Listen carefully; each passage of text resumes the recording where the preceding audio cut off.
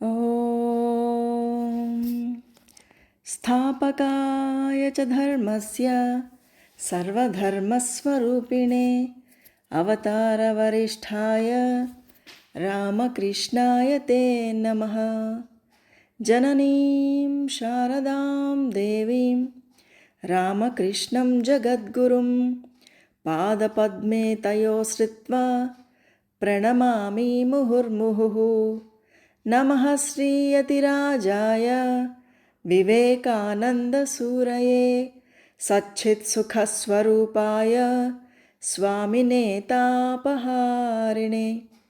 गुरुर्ब्रह्मा गुरुर्विष्णुः गुरुर्देवो महेश्वरः गुरुसाक्षात् परं ब्रह्म तस्मै श्रीगुरवे नमः। శ్రీమద్ వాల్మీకి రామాయణము సుందరాకాండలోని 11వ సర్గ నుంచి 20వ సర్గ వరకు గల అంశాలను ఈరోజు మనం పరిశీలిద్దాం. మండోదరిని చూసి సీతమ్మ వారే అయ్యుంటారని చెప్పి ముందుగా భావిస్తారు హనుమంతుల వారు. అయితే వెంటనే తమ ఆలోచనని మార్చుకుంటారు. సీతమ్మ వారి గురించి సరి అయిన విధంగా ఆలోచించడం మొదలు పెడతారు. ఎలా అంటే, రాముల వారి ఎడబాటుకు గురైన సీతాదేవి ఇంత ప్రశాంతంగా నిద్రించడం అనేది సంభవమయ్యే పనేనా? ఆ స్థితిలో ఆవిడికి అన్నపానాదుల మీద మనసు పోదు, ఆభరణాల విషయమై పట్టదు. పరపురుషుడు ఎలాంటి వాడైనా కూడా అతన్ని దరిచేరనివ్వరు. ఎందుకంటే దేవతలలో సైతం ఎవ్వరూ కూడా శ్రీరాముల వారితో సమానమైన వాళ్ళు లేనే లేరు. కాబట్టి ఖచ్చితంగా ఈమె సీతాదేవి కాదు అని నిర్ణయించుకుని తిరిగి సీతా దర్శనం కోసం ఎంతో కుతూహలపడుతూ ఆ ప్రదేశాన్నంతటినీ కూడా తిరిగి అన్వేషించడం మొదలు పెడతారు. ఇలా అంతఃపురంలో గాఢ నిద్రలో ఉన్న పరకాంతలందరినీ చూసుకుంటూ ముందుకు వెళ్తూ ఉండగా అకస్మాత్తుగా ఆయన ఒక తీవ్రమైన సందేహానికి లోనవుతారు. ఇలా పరకాంతల్ని చూస్తూ వెళ్ళడం వల్ల ధర్మలోపం జరిగిందా, లేక ఆయన బ్రహ్మచర్య ధర్మనిష్టకి దెబ్బతిందా అన్న సందేహం ఆయనకు వస్తుందన్నమాట. అయితే హనుమంతుల వారికి పరసతుల విషయంలో ఎప్పుడు కూడా విషయ వాసన దృష్టి లేనే లేదు. ఆయన ఎంతో మనోబలం కలవారు. నిశ్చయించుకున్న లక్ష్యంలో ఏకాగ్ర చిత్తం కలిగి ఉండేవారు. నిద్రిస్తూ ఉన్న రావణ స్త్రీలందరినీ కూడా పరికించి చూసింది వాస్తవమైనా ఆయన మనసులో ఎలాంటి వికారము కలగలేదు. శుభ అశుభ విషయాల్లో సమస్తమైన ఇంద్రియాల తీరుతెన్నులకి మనసే కారణం. అలాంటి పరిస్థితుల్లో కూడా ఎలాంటి వికారానికి లోను కాకుండా సన్మార్గంలో నిశ్చయంగా ఉంది ఆయన మనస్సు. అది పూర్తిగా కర్తవ్య నిష్ఠతో నిండిపోయి ఉంది. సీతమ్మ వారిని ఎక్కడ వెతకాలి? స్త్రీలను స్త్రీల సమూహం మధ్యనే వెతకాలి కదా. అందుకే నిర్మలమైన మనసుతో ఆయన రావణ అంతఃపురాన్ని అంతా కూడా నిశిత దృష్టితో పూర్తిగా గాలిస్తారు. కానీ సీతమ్మ వారు మటుకు కనిపించరు. అసలు సీతమ్మ వారు ప్రాణాలతో ఉన్నారా లేదా అనే సందేహం వచ్చేసింది హనుమంతుల వారికి. ఎందుకంటే ఆవిడ ఉత్కృష్టమైన ధర్మ మార్గాన్ని మాత్రమే అనుసరించేవారు. తమ యొక్క శీలాన్ని సంరక్షించుకోవడంలో తత్పరురాలు. పతివ్రత అయిన అలాంటి సీతాదేవి దుష్ట ప్రవృత్తి గల రాక్షసరాజైన రావణుడితో నిశ్చయంగా చంపబడి ఉండవచ్చు, లేదా చనిపోయి ఉండవచ్చు. ఆవిడిని కనుక్కోవడం కోసం చేసిన పురుష ప్రయత్నం అంతా కూడా నిష్ఫలమైపోయింది. మరి ఇలాంటి స్థితిలో సుగ్రీవుడి దగ్గరికి వెళ్ళడం తగదు. ఒకవేళ వెళ్తే తీక్షణమైన దండనకి గురి కావాల్సి ఉంటుంది. తన రాక కోసం నిరీక్షిస్తూ ఉన్న వానరులందరికీ ఏం సమాధానం చెప్పాలి? సమయం మించిపోతే వారు కూడా ప్రాయోపవేశం చేసేస్తారు. ఇలా లోపల ఆలోచించుకుంటూ హనుమంతుల వారు దిగాలు పడిపోతారు. అయితే అంతలోనే ఎలాంటి పరిస్థితుల్లో కూడా దిగులు పడకుండా ఉత్సాహంతో ఉండడం వల్ల మాత్రమే కార్యసిద్ధి పరమసుఖము కలుగుతాయి. కాబట్టి మళ్ళీ మొత్తం ఇప్పటిదాకా వెదకని ప్రదేశాలన్నింటినీ కూడా కొంచెం గట్టిగా గాలిస్తాను.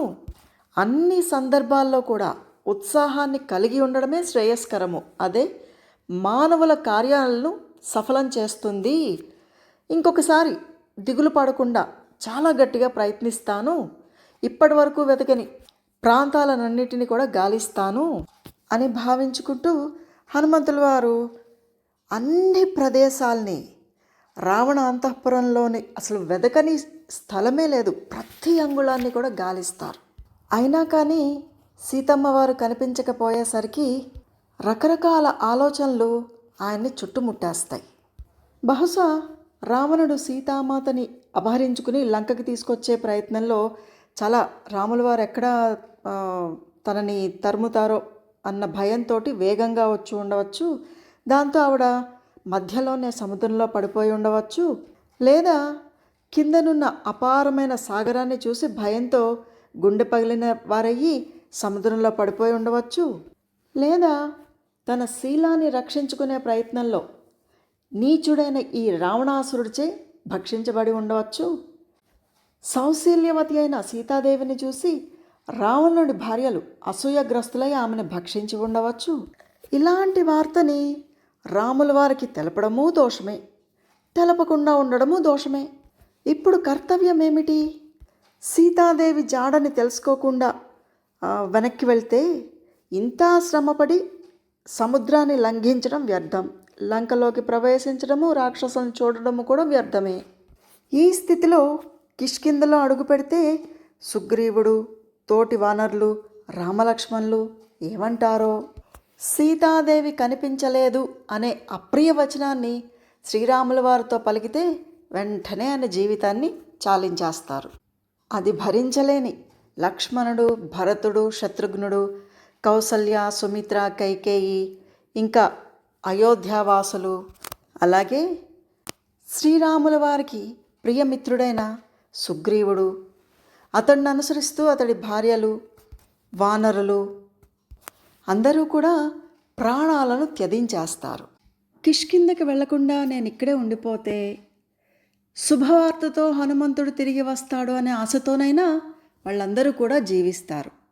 హనుమంతుడు ఇలా మనస్సులో పరిపరి విధాలుగా దుఃఖపడుతూ శోకం నుంచి బయటపడలేకపోతారు.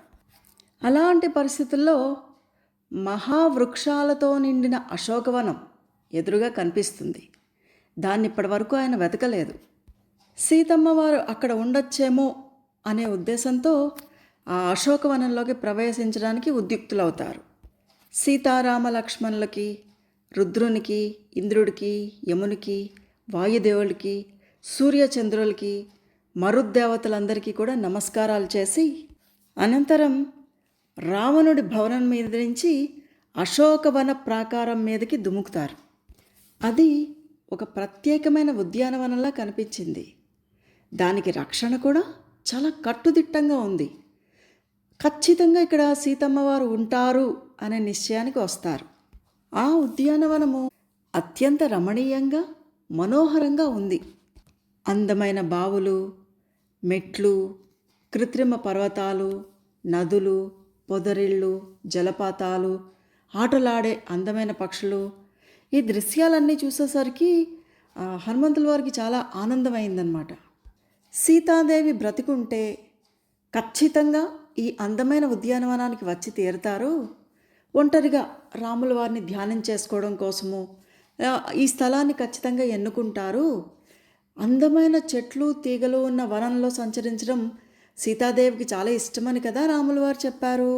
కాబట్టి అలా వచ్చినప్పుడు ఇక్కడ తప్పకుండా కనిపించవచ్చు అని భావిస్తూ అక్కడ ఎత్తుగా గుబురుగా పెరిగిన ఒక చెట్టు మీదకి, ఆ చెట్టు చుట్టూ కూడా బంగారు పరుగు కట్టబడి ఉందన్నమాట. అది శింషుపా వృక్షం. ఆ చెట్టు మీదకెక్కి దాని ఆకుల చాటున దాక్కుని చుట్టూ పరికించి చూస్తారు హనుమంతుల వారు. కాసేపటి తర్వాత కిందకి చూస్తారు. ఆ చెట్టు మొదలు దగ్గర కూర్చొని ఉన్న ఒక మానవ కాంతను ఆయన చూస్తారు. అత్యంత మనోహరమైన రూపలావణ్యాలతో ఉన్న ఆవిడ నలిగిపోయి మాసిపోయి ఉన్న ఒక పచ్చని చీర కట్టుకొని ఉంటారు.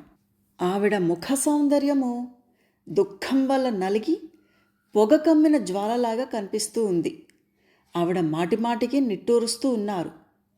ఉపవాసాలు అవన్నీ చేయడంతో చిక్కిపోయి పాడ్యము నాటి బాలచంద్ర రేఖలాగా ఉన్నారు ఆవిడ. మాటి మాటికి నిట్టూర్పులు విడుస్తూ ఉన్నారు. ఆవిడ చుట్టూ రాక్షస స్త్రీలు కూర్చుని ఉన్నారు. దివ్యమైన కాంతులు వెదజల్లుతూ ఉన్న ఆవిడ ముఖంలో తీరని దుఃఖం నిండి ఉంది. క్రూర రాక్షస స్త్రీల కాపలా కాస్తూ ఉండగా ఆవిడ ఎలా ఉన్నారంటే, వేటగాడు వెంట తరుముతూ వచ్చినప్పుడు గుంపులోంచి చెదిరిపోయి బెదిరి చూపులు చూస్తున్న లేడీ పిల్లలాగా కనిపించారన్నమాట. ఆవిడ పొడుగాటి కురులు జడ అల్లకపోవడం వల్ల నేలను తాకుతూ ఉన్నాయి. దుఃఖం అంటే ఏంటో తెలియని ఆ సుకుమారి గొప్ప దుఃఖంలో చిక్కుని ఏం చెయ్యాలో తోచక అల్లల్లాడుతున్నవాళ్ళలాగా కనిపించారన్నమాట. ఆవిడ శోకంతో అన్నపానాదులు లేకుండా చిక్కిపోయి మాసిన చీర కట్టుకుని అలా రాక్షసుల మధ్య కూర్చుండేసరికి ఖచ్చితంగా ఈవిడ సీతాదేవే అయ్యుంటారు అని చెప్పి హనుమంతుల వారు గట్టిగా నిశ్చయించుకుంటారు. ఋష్యమూక పర్వతం మీదుగా రావణాసురుడు ఆవిడని ఎత్తుకుని వెళ్తున్నప్పుడు అప్పుడు కనిపించిన స్త్రీ యొక్క రూపురేఖలే ఈవిడలో కూడా కనిపిస్తూ ఉన్నాయి. అలాగే సీతాదేవి ధరించే ఆభరణాలను గురించి శ్రీరాముల వారు హనుమంతుడికి చెప్తారు. అవన్నీ కూడా ఇప్పుడు కొమ్మకి వేళ్లాడుతూ కనిపించినాయి. వాటిలో రావణుడు సీతాదేవిని అపహరించుకుపోతున్నప్పుడు ఋష్యముఖ పర్వతంపై ఆవిడ విడవగా పడిన ఆభరణాల మటుకు ఇక్కడ కనిపించడం లేదు. బంగారు రంగు మేనిఛాయ కలిగిన ఈ సాధ్వి రాముల వారికి అత్యంత ప్రేమ పాత్రురాలైన సీతాదేవే అయ్యుంటారు అనే నిశ్చయానికి వచ్చేశారు హనుమంతుల వారు. సీతారాములిద్దరూ కూడా అన్ని విధాలుగా ఒకరికొకరు పూర్తిగా తగినవారే. శ్రీరాముల వారి మనస్సు నిండా కూడా సీతాదేవి నిండిపోయి ఉన్నారు. సీతాదేవి మనస్సులో శ్రీరాముల వారి రూపమే పరిపూర్ణమై ఉంది. కాబట్టి ధర్మాత్ములైన వాళ్ళిద్దరూ కూడా అందుకే జీవించగలిగి ఉంటున్నారు. లేకపోయి ఉంటే ఆ ఇద్దరూ కూడా క్షణకాలమైన జీవించి ఉండలేరు. ఈ సీతాదేవిని విడిచి క్షణకాలమైనా ఉండలేని శ్రీరాముడు ఇంతవరకు జీవించి ఉండడం నిజంగా ఆశ్చర్యకరమైన విషయమే. ఇలాంటి ఉత్తమ సాధ్వి అయిన భార్య కోసం పరితపిస్తూ ఉండడం శ్రీరాముడికి ఉచితమే. ఇలాంటి సౌశీల్యవతిని భార్యగా పొందడానికి ఆయన యోగ్యుడే. సీతారాములిద్దరూ కూడా పరస్పరం అనుగుణములైన స్వభావాలు, వయస్సులు, ప్రవర్తనలు కలవారు.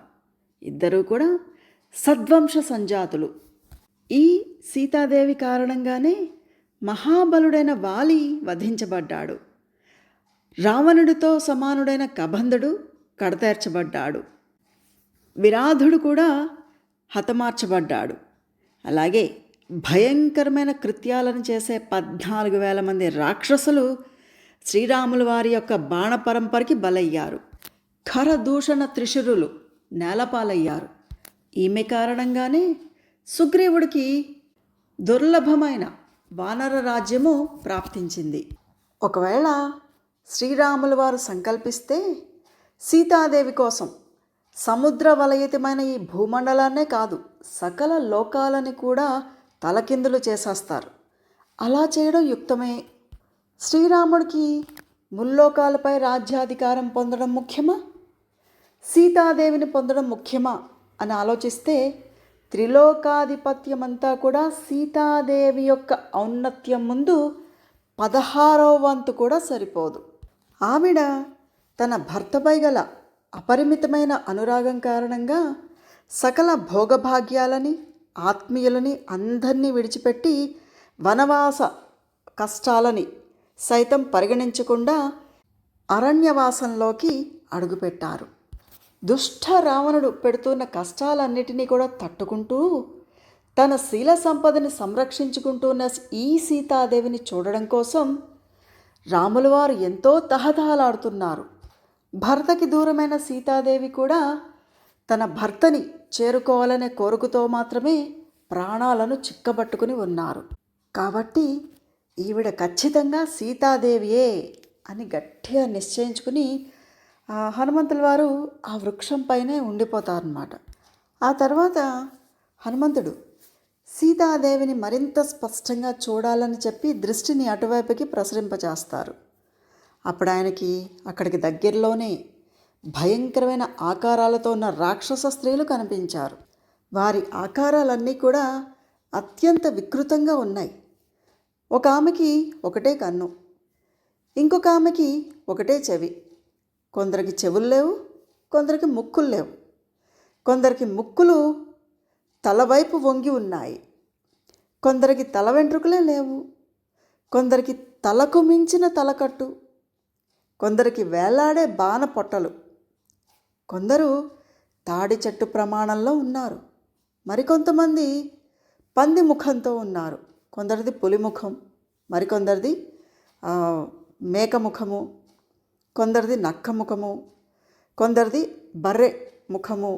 ఇలా రకరకాల భయంకరమైన ఆకారాలతో, శూలాలు మొదలైన ఆయుధాలతో రాక్షస స్త్రీలందరూ కాపలా కాస్తూ ఉండగా, వాళ్ళందరి మధ్య తన శీలమొక్కటే రక్షగా అనాదృతంగా నేలపై పాకిన పూలతీగలాగా వాడిన ముఖంతో వణికిపోతూ కూర్చొని ఉన్నారు సీతాదేవి. ఆమె కేశాలన్నీ కూడా ధూళితో నిండిపోయి ఉన్నాయి. శ్రేష్టమైన ఆభరణాలేవి కూడా ఆవిడ ధరించలేదు. కానీ పతి ప్రేమయే ఆవిడకున్న ఏకైక ఆభరణం. అలాంటి సీతమ్మ వారిని చూడడంతో హనుమంతుడి నేత్రాల నుంచి ఆనందాశ్రువులు స్రవించాయి. ఈలోగా రాత్రి గడిచి తెల్లవారింది. వేదాంగాలలో నిష్ణాతులు, ప్రముఖ యజ్ఞాలు చేసిన వారు అయిన బ్రహ్మరాక్షసులు ఆ వేకోజామునే కావిస్తూ ఉన్న వేదఘోషలని హనుమంతుల వారు విన్నారు. ఈలోగా రావణాసురుణ్ణి అతడి అనుచరులందరూ కలిసి మేల్కొల్పుతారన్నమాట. లేచి లేవగానే అతడి స్మృతి పథంలో సీతాదేవి మెదులుతారు.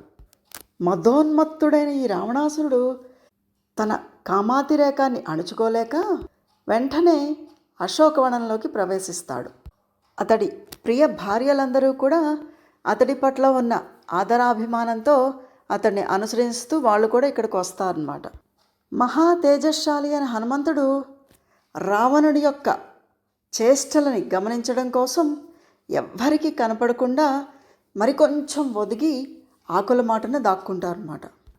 రాక్షస ప్రభువైన రావణుడు అక్కడికి వచ్చిన వెంటనే సౌశీల్యవతి, సౌందర్యరాశి అయిన జనకరాజు పుత్రి సీతాదేవి అతన్ని చూడగానే పెనుగాలికి కంపించిన అరటి చెట్టులాగా అయిపోయారన్నమాట. వెంటనే ఆవిడ తమ దేహాన్నంతా కూడా దాచేసుకుంటూ కన్నీరు కారుస్తూ ముడుచుకుని కూర్చున్నారు. అప్పుడు ఆవిడ స్థితి నలిగిన తామర తోడులాగా, చిమ్మ చీకట్లచే మసగబారిన కాంతిలాగా, దాదాపు ఎండిపోయిన నదిలాగా అత్యంత దీనావస్థలో ఉన్నారు. అలాగే అపవిత్రులు అడుగుపెట్టిన యజ్ఞ వేదికలాగా, చల్లారిన అగ్నిశిఖలాగా, రాహుగ్రస్త చంద్రగ్రహణం నాటి పున్నమి రాత్రిలాగా నిస్తేజంగా ఉన్నారు. ఆవిడ ఉపవాసాలతో, శోకంతో, ఆలోచనలతో, భయంతో, గాలిని మాత్రమే ఆహారంగా తీసుకుంటూ తపోవ్రత నియమాలను పాటిస్తూ ఎంతో చిక్కిపోయి కృశించి దీనదశలో ఉన్నారు. ఇలా దుఃఖంలో కూరుకుపోయున్న సీతాదేవి అంజలి ఘటించి శ్రీరాముడి వల్ల రావణాసుడికి పరాభవం కలగాలి అని నిండు మనసుతో కోరుకుంటూ కులదేవతని ప్రార్థిస్తున్నట్లుగా ఉన్నారు. అందమైన కనురెప్పలతో, విశాలమైన నేత్రాలు గల సీతాదేవి తనను రక్షించే వారి కోసం నాలుగు పక్కలా పరికించి చూస్తూ దుఃఖంలో ఉన్నారు. ఆమె శ్రీరాముల వారినే తన సర్వస్వంగా భావిస్తూ పతివ్రతా ధర్మాలను నడుపుతూ ఉన్నారు. రావణుడి చావు మూడినవాడై సాధ్వి అయిన మైథిలిని ప్రలోభపెట్టడం మొదలుపెట్టాడు. పతివ్రత, తపోనిష్టలో ఉన్నవారు దుఃఖంతో దీనురాలై ఉన్న సీతాదేవి దగ్గరికి వెళ్ళి మధుర వచనాలు పలుకుతూ తన మనోభావాలను ఇట్లా ప్రకటిస్తూ ఉన్నాడు రావణుడు. ఓ సుందరి సీత, నన్ను చూసి నువ్వెందుకట్లా నీ శరీరాన్ని హస్తాలతో కప్పుకుంటున్నావు? నాకు భయపడి నువ్వు ముఖాన్ని చాటు చేసుకోవాలని ఎందుకు అనుకుంటున్నావు? మనుష్యులు కానీ కామరూపులైన రాక్షసులు కానీ ఎవ్వరూ ఇక్కడ లేరు. నేనొక్కడనే ఉన్నాను. నా వల్ల నీకు ఏమాత్రం కూడా భయం అక్కర్లేదు. నేను నిన్ను ప్రేమిస్తూ ఉన్నాను. నన్ను ఆదరించు. బలవంతంగా పరస్త్రీలను అపహరించడము, వారిని పొందడము రాక్షసులకు అన్ని విధాలుగా స్వధర్మం. ఇందులో సందేహమే లేదు. నువ్వు శ్రీరాముణ్ణి మాత్రమే ఇష్టపడుతూ ఉన్నావు. నాపై ప్రేమలేని నిన్ను నేను తాకలేను. నా ప్రేమతో సమానంగా నీకు నా మీద ప్రేమ కలగాలని ఆశపడుతున్నాను. నిజమైన ప్రేమతో నువ్వు నన్ను ఆదరించాలి. ఉత్త పుణ్యానికి దుఃఖంతో నీ శరీరాన్ని ఎందుకిలా బలిపెడుతున్నావు? అందంలో నీకు సమానులు ఈ లోకంలో లేనే లేరు. నువ్వు నగలు ధరించకుండా, మంచి వస్త్రాలు ధరించకుండా, తల దువ్వకుండా, కటిక నేల మీద పడుకుని ఎంతకాలం ఉపవాసం చేస్తావు? ఇవన్నీ మానయ్యి. నీ అందాన్ని, యవ్వనాన్ని వ్యర్థం చేసుకోకు. నన్ను చేపట్టు. ఇంత సౌందర్యం గల నువ్వు ఇలా దుఃఖించాల్సిన అవసరమేమిటి? నన్ను భర్తగా వరించు. సకల భోగాలు అనుభవించు. ఏమాత్రం భయపడకు. ఇంకా ఆలోచిస్తావెందుకు? నువ్వే నా పట్టుపురాణివి. నా అంతఃపురాన్ని ఏలేది నువ్వే. నా సంపదను, రాజ్యాన్ని అంతా నువ్వే అనుభవిద్దుగాని. ఈ లంక అంతా కూడా నీ సొత్తు. నేను నీవాడని. ఈ భూమండలం అంతా నీదే. దేవాసురులందరూ కూడా నా ముందు ఓడిపోయి తలలు వంచి నిలబడి ఉన్నారు. నాకు సాటి రాగలవారు ఈ లోకంలో ఎవ్వరూ లేరు. నీకు నచ్చిన విధంగా అలంకరించుకుని నాకు అనుకూలవతిగా ఉండు. నీ ఇష్ట ప్రకారం భూమిని, సంపదలను పంచిపెట్టు. నిస్సంకోచంగా నన్ను నీ సేవకుడిగా భావించి ఆజ్ఞాపించు. నన్ను ఆనందింపచేస్తే నీతో పాటు నీ బంధువులు కూడా భోగాలను అనుభవిస్తారు. ఒక్కసారి ఇటు మరలి నా ఐశ్వర్యము, తేజస్సు, కీర్తిని బాగా పరికించి చూడు. నార చీరలు ధరించి ఉన్న రాముడి వల్ల నీకేమీ ఒరుగుతుంది? రాముడు జయాన్ని, సంపదలని అన్నిటినీ కోల్పోయాడు. పైగా అడవుల పాలయ్యాడు. మునివ్రతాన్ని పాటిస్తూ నేల మీదే శయనిస్తూ ఉన్నాడు. ఇంతకు అతడు జీవించి ఉన్నాడో లేదో? ఓ వైదేహి, వర్ష సూచకముగా కొక్కెరుల గుంపులు సంచరిస్తుండగా నల్లని మేఘాలు దట్టంగా ఆకాశాన్ని ఆవరించి ఉంటాయి. అందువల్ల రాత్రివేళ వెన్నెలలు కనిపించవు. అలాగే నా వద్దకి చేరి ఉన్న వెన్నెల లాంటి నిన్ను రాముడు తిరిగి పొందలేడు సరికదా? చూడని కూడా చూడలేడు.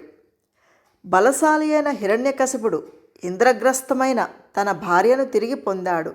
కానీ నా చేత చిక్కిన నిన్ను రాఘవుడు తిరిగి పొందలేడు. అందమైన చిరునవ్వు, చక్కని పలువరుస, విశాల నేత్రాలు గల ఓ విలాసిని, భయస్వభావురాలా, గరుత్మంతుడు స్వర్పాన్ని హరించినట్లు నువ్వు నా మనస్సును హరించివేశావు. నువ్వు నలిగిపోయిన పట్టు వస్త్రాన్ని ధరించి ఉన్నావు. అలంకరణలేవి చేసుకోవడం లేదు. అయినా కూడా నిన్ను చూసిన తర్వాత నా సతులపై ఎవ్వరి మీద కూడా నాకు మనసు పోవడం లేదు. నా అంతఃపురంలో సర్వసద్గుణ సంపన్నులైన కాంతలు ఎంతమందో ఉన్నారు. నువ్వు గనక నన్ను చేపడితే వారందరి మీద ఆధిపత్యం నీదే అవుతుంది. ముల్లోకాలలోనూ సర్వశ్రేష్ఠులైన ఆ తరుణిమణులు లక్ష్మీదేవిని అప్సరసలు సేవించినట్లు నీకు ఊడిగములు చేస్తారు. కుబేరుణ్ణి జయించి నేను తీసుకువచ్చిన రత్నాలు, ధనరాశులు, ముల్లోక సంపదలన్నిటినీ అనుభవించు.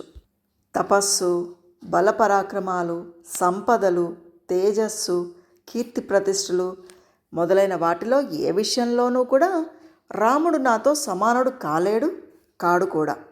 ధనరాశులను, రాజ్యాన్ని నీకు అప్పగించేస్తాను. యథేచ్ఛగా త్రాగు, తిరుగు.